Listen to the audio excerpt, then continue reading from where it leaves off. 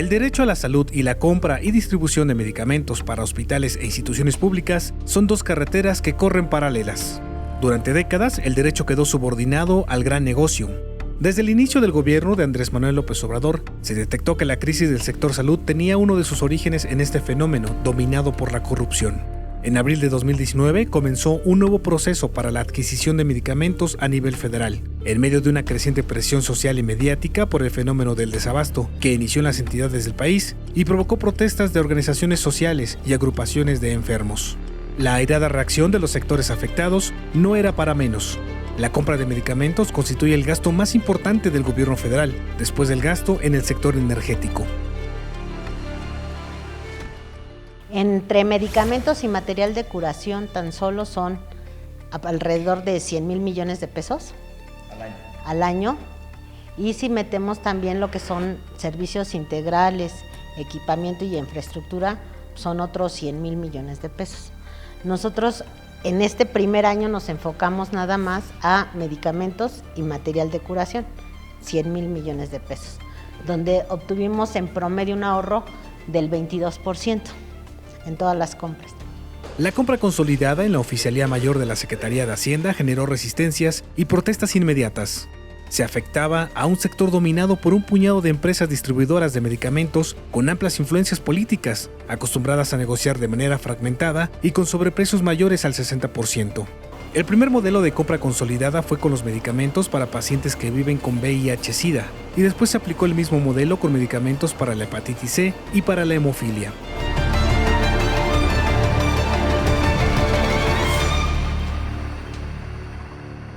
Cuando se negoció el costo del medicamento contra VIH, contra hepatitis C, contra hemofilia, la negociación se hizo directamente con la industria farmacéutica, no con los distribuidores. Y la disminución notable, significativa de los costos del tratamiento fue hecho en esas negociaciones, lo que indicaría que el principal problema, pero quizá no el único, o al menos en gran parte, serían los distribuidores de los medicamentos. En 2019 se intentaron los distintos proveedores, no todos, desde luego hay proveedores honestos que respetan la ley, pero un número grande de proveedores intentaron hacer este tipo de maniobras. Lo que ocurrió es que teníamos un esquema de tratamiento en México que está definido de acuerdo a unos lineamientos, a una guía de manejo, que tiene gruesamente, me voy a referir solamente al caso de medicamentos para adultos, tenía 38 medicamentos. De estos medicamentos teníamos esquemas ya de combinaciones para tratar a los pacientes, que había más de 750 combinaciones. Un dato para que ustedes lo puedan interpretar: médicamente la combinación de medicamentos está indicada en este campo específico, pero 750 lo que nos habla es un enorme desorden del uso de los medicamentos para el VIH.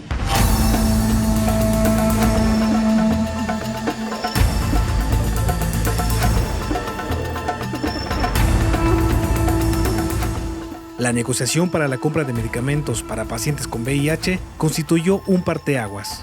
Por primera vez, se negoció de forma consolidada y por volumen la adquisición de los fármacos.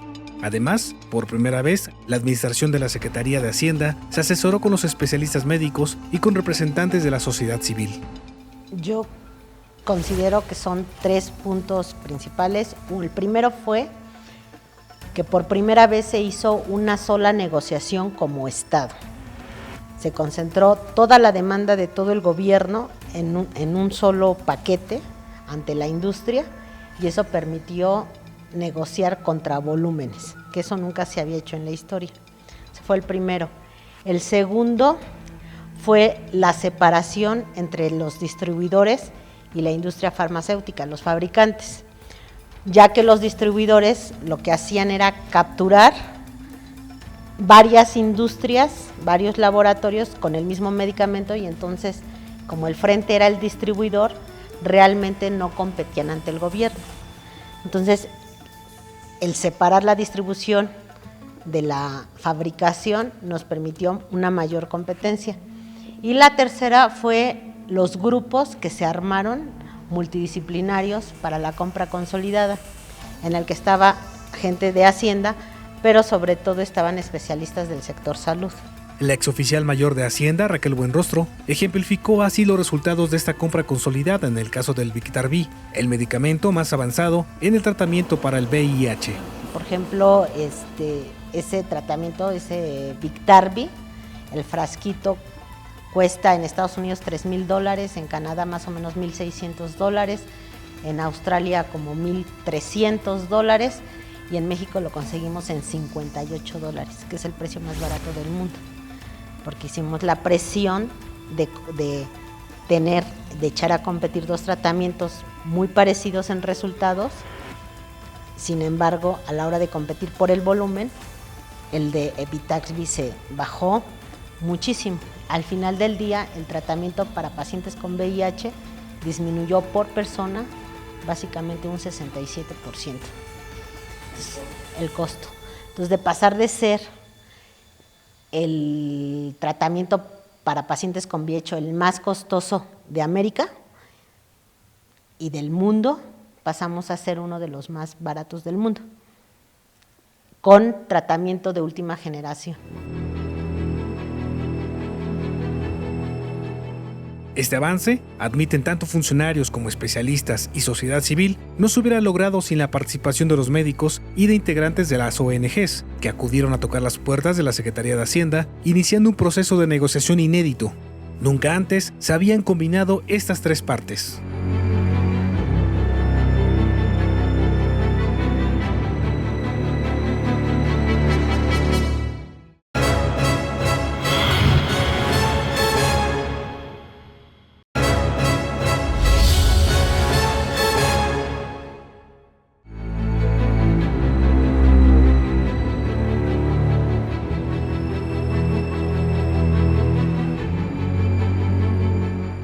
La historia de la compra consolidada de medicamentos inició con una crisis y una demanda de especialistas y representantes de organizaciones civiles de personas que viven con VIH.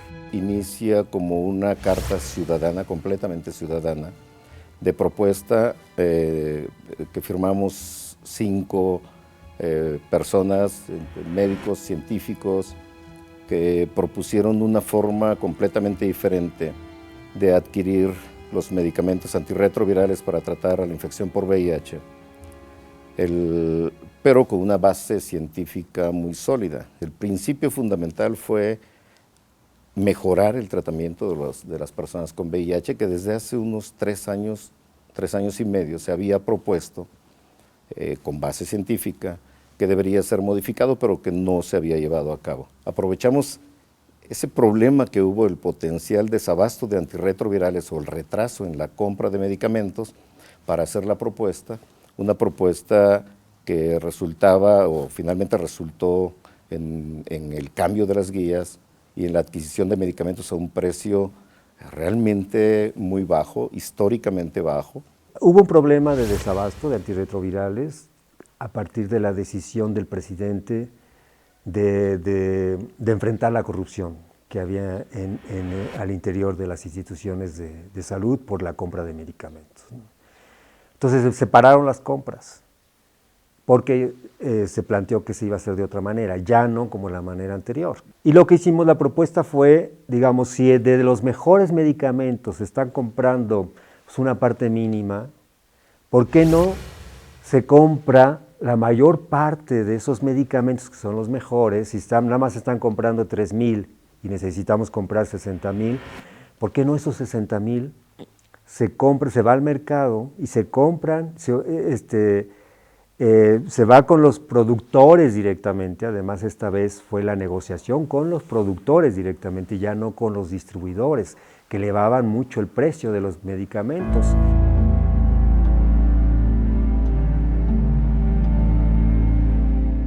Este tipo de negociación no se había hecho antes, ni con el VIH ni con otras enfermedades. Las autoridades argumentaron antes cuestiones burocráticas o de negocios. Lo que sucedía con esta enfermedad crónica, como con otras, es que la fragmentación de las negociaciones beneficiaba a las empresas distribuidoras y a la corrupción. Pero el problema es que había muchas inercias burocráticas que hacían imposible que a veces los medicamentos llegaran a las personas. Había muchas interferencias de terceros, ¿no? Como que dificultaban, que elevaban los precios de los medicamentos, y se nos dijo que era por el Tratado de Libre Comercio, el anterior tratado, ¿no? Que México estaba tan amarrado por el Tratado de Libre Comercio que no podía, digamos, tener unas mejores condiciones de negociar mejores precios, ¿no? Pero nos dimos cuenta que no, que también había otras opciones para lograr rebajas en los precios de medicamentos, ¿no? En el caso del VIH, la compra de medicamentos buscó beneficiar a cerca de 100,000 pacientes que no tienen seguridad social. De los 100,000 aproximadamente que están registrados, que no tienen seguridad social, es decir, no son derechohabientes del Instituto Mexicano del Seguro Social, tampoco del ISSSTE, ni de SEDENA, ni de Pemex, ni de SEMAR, constituyen unos 97 a 100,000 pacientes más o menos, o era la cantidad que había cuando nosotros hicimos la carta.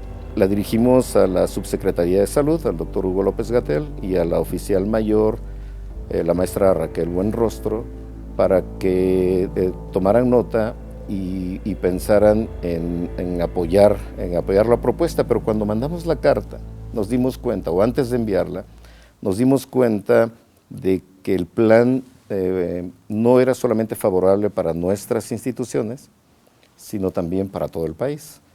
Y la carta ya se fue con una propuesta nacional.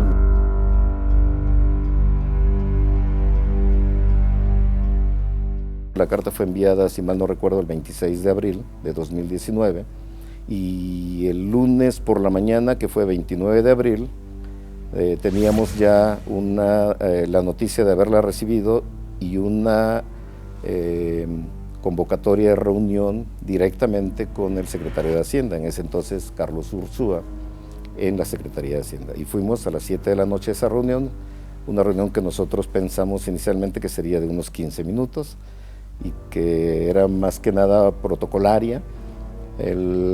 Para nuestra sorpresa, la reunión duró 3 horas y media aproximadamente, y en ese tiempo, en una mesa grande, donde cabían yo creo que unas 20 o 25 personas, y éramos 7 solamente, importante, los grupos civiles, los ciudadanos, básicamente el Consejo Ciudadano. Genaro Lozano fue muy importante en llevar la carta, en acompañarnos en esa reunión, en conjunto con Alejandro Brito, particularmente por parte del Consejo Ciudadano, y estábamos ahí sentados a las 7 de la noche discutiendo con el secretario de Hacienda la propuesta. Y conforme avanzaba la reunión y la presentación de la propuesta, el secretario de Hacienda fue llamando a su personal, la oficialía mayor, a personal de la Secretaría de Salud. El subsecretario estuvo ahí en esas 3 horas y media, el entonces director de Cencida, el doctor Carlos Magis, para discutir plenamente la propuesta, y desde esa noche del 29 de abril la propuesta fue aceptada y se inició todo un plan para la adquisición de medicamentos.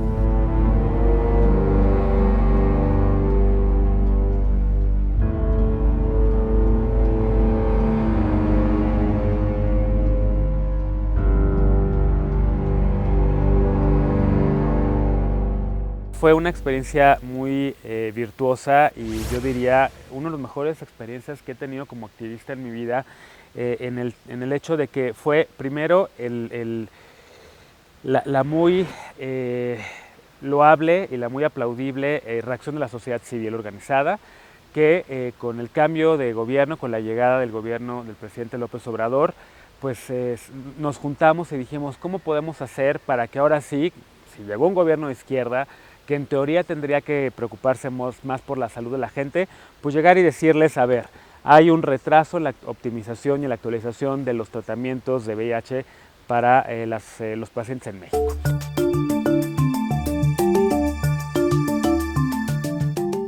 Y pues nos sentamos con el secretario de Hacienda a presentarle un esquema de cómo se podrían actualizar los medicamentos, con una propuesta médica que elaboraron estos doctores, con el apoyo de sociedad civil, de fundaciones como México Vivo, Letra S, HF, el Consejo Ciudadano para VIH y chismosos como yo, que nos metimos a ayudar también en este tema, y con una carta respaldada por múltiples personas también de sociedad civil organizada, que dijeron, a ver, vamos a confiar, vamos a dar nuestro voto de confianza de que en efecto quieren cambiar las cosas. Y la verdad fue una experiencia muy virtuosa porque dijeron que sí a todo. Y a partir de entonces se empezó a instrumentar lo que hemos llamado el nuevo paradigma de VIH.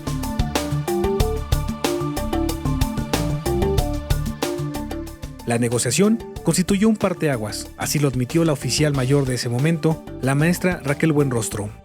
Yo creo que lo más importante del proceso de la consolidación de medicamentos fue, por un lado, que áreas como la Secretaría de Hacienda, que son meramente administrativas o financieras, tienen un contacto directo con la parte más humana y más social, que es la salud. Y al mismo tiempo, los médicos también descubrieron el potencial que tienen para influir en la determinación de mejores tratamientos que mejoren la calidad de vida de las personas y que además eso implique no solo, antes decían, por ejemplo en el caso del IMSS nos decían, es que nosotros no pedimos porque está muy caro, entonces pedimos lo más barato. Decimos, no, pero es que no se trata de pedir lo más barato, se trata de pedir lo que es mejor para las personas y luego vemos como gobierno cómo cumplimos con esa demanda. Entonces, lo más interesante de todo esto fue la vinculación entre la parte médica y la parte administrativa para mejorar la atención y la calidad de la atención a las personas. No ha sido fácil. Es un proceso complicado porque hay que romper muchas inercias. Finalmente se están, digamos, abriendo los caminos y las opciones para llevarlo con una nueva estrategia, pero no hay que soltarlo.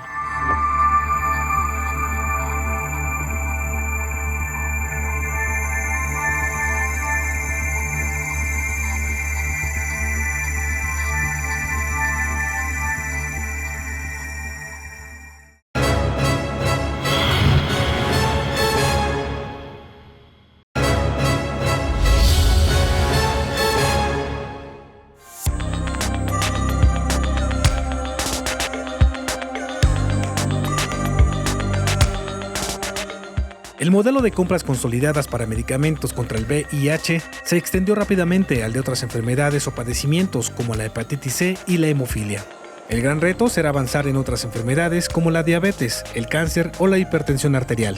El gran desafío, admiten las autoridades médicas, es lograr un registro nacional de todas las personas con estos padecimientos para conocer sus esquemas y tratamientos.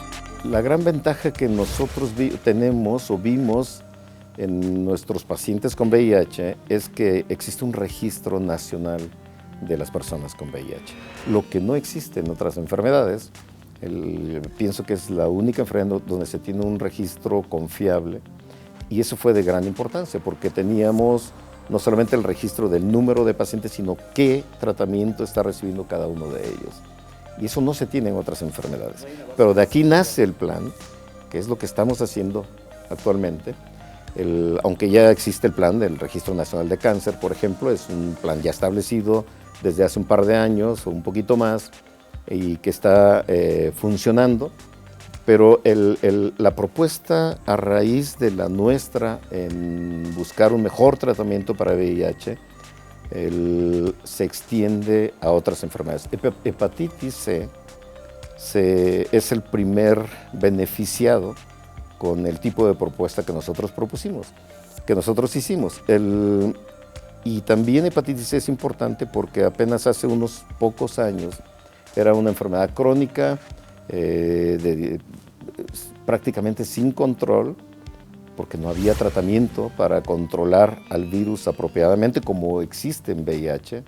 Importante también saber que el tratamiento para VIH es de por vida y el tratamiento para hepatitis C ni siquiera estaba bien establecido. Empezaron a salir unos nuevos fármacos hace poco más de 5 años, pero que en 2017, 18 y 19 fue el auge de nuevos tratamientos contra hepatitis C que demostraron que podían eliminar al virus del cuerpo humano. Se calcula que en México hay entre 400 y 600 mil personas infectadas por hepatitis C.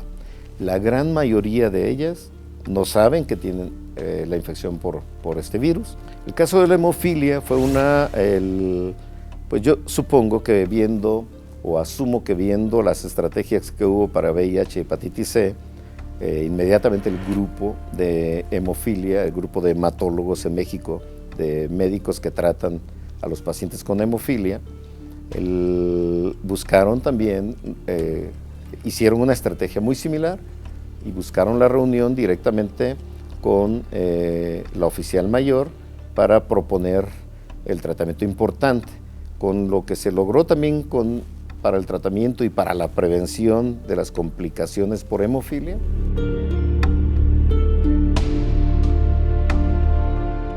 ¿Se puede erradicar entonces la hepatitis? La hepatitis C se puede erradicar. ¿La B? La B no, la C. La C. La hepatitis C tiene cura y entonces lo que se hizo fue meterle más presupuesto para tratar más personas, para trabajar en un programa de salud que erradique la hepatitis C en México, que también es el primer caso de programa de ese tipo en América, en toda América. ¿No hay otro modelo? No. ¿Y en el caso de la hemofilia? En el caso de la hemofilia también ahí había tratamientos muy disparejos entre las diferentes instituciones. Había instituciones que tenían buenos tratamientos y había instituciones que usaban tratamientos de hace 10, 15 años.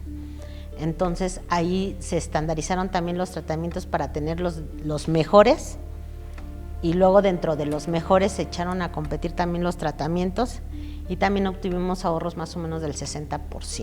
¿Por qué estas 3 enfermedades fueron, digamos, como las que se ajustaron a un modelo de compras? ¿Porque eran en donde hay un involucramiento de pacientes y médicos o porque son las enfermedades crónicas donde es más fácil que el Estado pueda atacar?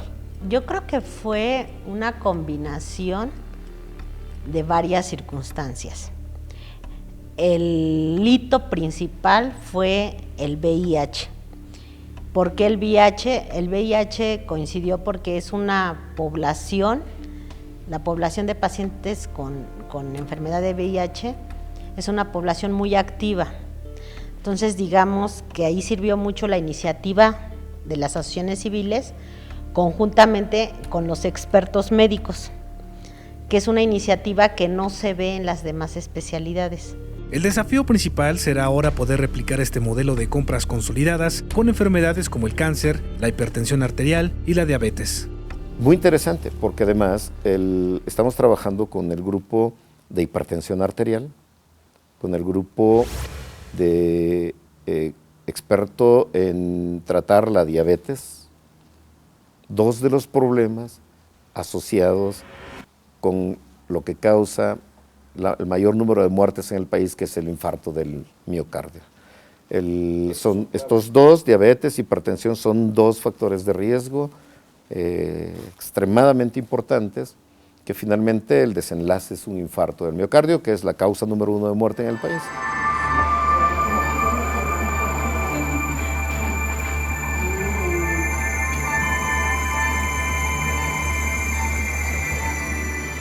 El caso de la diabetes es muy importante. Se calcula que solo 25% de las personas que tienen esta enfermedad recibe un tratamiento adecuado, con un buen control y seguimiento. El 75% no. En el caso de las personas con hipertensión arterial, solo el 12% toma algún medicamento y la tiene bajo control. Estamos hablando de un universo de alrededor de 4 millones de personas con hipertensión arterial, 40 veces más que los pacientes que viven con VIH. Hay medicamentos como el losartán, recetado de manera generalizada para las personas con presión alta, que provoca severas consecuencias en el hígado, y los pacientes no lo saben. Existen otros medicamentos menos agresivos que pueden darse para este tipo de pacientes.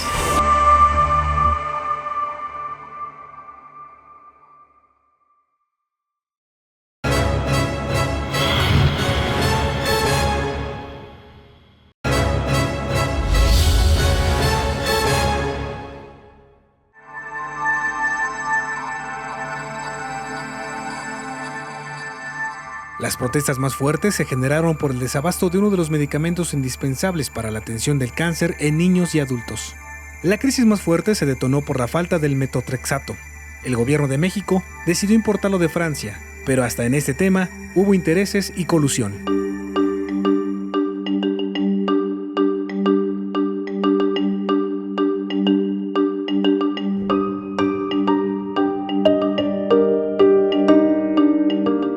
Lo importamos, la primera importación vino de Francia, que viene con todas las medidas de calidad y supervisión sanitaria con los estándares europeos. Lo importamos con toda la regulación y todo, cumpliendo con todo lo que marca COFEPRIS. Cuando lo entregamos al hospital infantil y al hospital pediátrico, un par de días después nos mandan un oficio diciendo que nos lo quieren regresar porque su proveedor, porque ellos tenían un contrato con unos distribuidores, decían que siempre sí tenían. Y entonces lo que primero había sido un desabasto se convirtió en que ya tenían todo hasta diciembre y ya no querían el medicamento y ya lo querían regresar. Entonces hemos tenido varios casos de ese tipo, ese es el más sonado, pero sí en algunos casos que se manifiesta que hay desabasto, nosotros estamos importando más medicamentos para cubrir ese desabasto o ese supuesto desabasto, y luego nos dicen que no hay tal, que no existe tal. En realidad no es desabasto, es retención. No, ahí en el caso de oncológicos, el problema fue un problema de especulación a nivel internacional. La materia prima con la que se producen oncológicos solo está en 2 laboratorios, uno es de la India y uno es de China. Todo el mundo compra, llámense norteamericanos, franceses, canadienses, le compra a uno de estos 2 laboratorios la materia prima para fabricar ciertos oncológicos. Hubo un evento natural que dañó el laboratorio de China. Entonces se limitó la producción mundial de esta materia prima. Entonces hay escasez mundial de ciertos medicamentos oncológicos. Por ejemplo, aquí en México en algunos hospitales hemos tenido por días desabasto de vincristina, que es un oncológico que en Estados Unidos lleva meses en desabasto. Estados Unidos no ha podido conseguir vincristina, por ejemplo. Entonces, vincristina. Entonces, hubo una combinación entre el cambio del modelo de negocio, sobre el cual se especuló también, junto con una restricción en la oferta mundial de ciertos oncológicos para generar incrementos de precios. Porque, por ejemplo, este medicamento que oscila en los 60 pesos, pues luego ya no lo querían vender a menos de 800 pesos.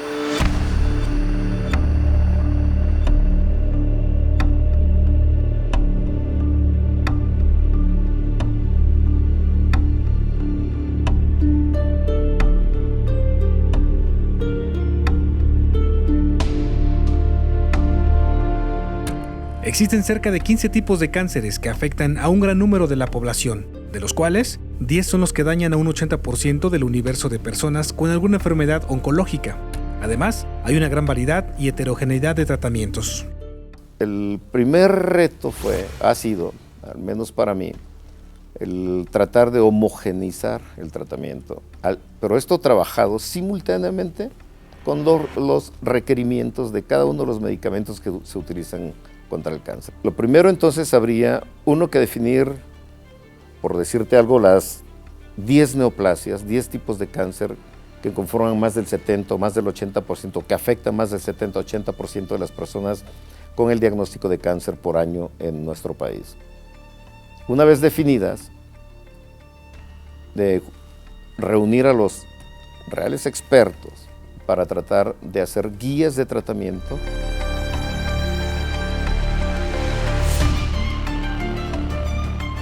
Cada año salen varios tratamientos nuevos contra el cáncer, sobre todo unos que en conjunto se denominan inmunoterapia, que son muy diferentes a la quimioterapia tradicional.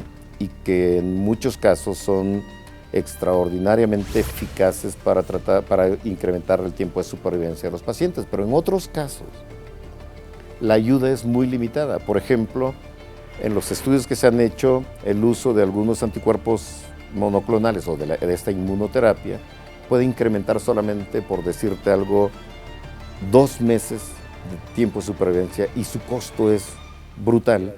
El cáncer se ha vuelto uno de los desafíos más grandes para el modelo de compras de medicamentos, porque existen no solo muchos intereses de los distribuidores, sino enormes resistencias de los médicos. Pero además imagina que durante años los médicos han tratado de una manera completamente diferente a cada uno de estos padecimientos, entonces hay resistencia por parte de los médicos y también por los pacientes para decir, bueno, si yo estoy recibiendo por 10 años este tratamiento y me siento bien, ¿por qué demonios tengo que cambiar de tratamiento, ¿no? Sin embargo, ahí esto exige, por un lado, una relación médico-paciente y una ética de los médicos y una educación también médica continua para saber que lo que se está proponiendo es el mejor tratamiento que existe para cada uno de estos problemas. La clave en el proceso de compras consolidadas de medicamentos es extender el empoderamiento de los pacientes en el mayor número de casos y de enfermedades. Ya se está empezando a empoderar al paciente. Yo creo que la gente se está dando cuenta que si la gente está unida y está atento de lo que hace el gobierno, puede exigir un tratamiento y también puede denunciar todas las irregularidades. Como dijo el presidente, las escaleras se están barriendo de arriba hacia abajo y la gente ya está más confiada de que eso se está haciendo de esa manera y entonces ya también se acercan más fácil a denunciar. Y el empoderamiento del paciente es útil porque nos ayuda a conocer mejor las necesidades que tiene la población. ¿Cómo puede denunciarlo? ¿Vía telefónica o...? Hay muchas maneras. En el caso de la Secretaría de Hacienda, nosotros tenemos en la página de internet una página que dice Hacienda te escucha y pueden hacer denuncias de manera anónima o de manera personalizada. En la Secretaría de Salud también se puso un call center también para atender denuncias.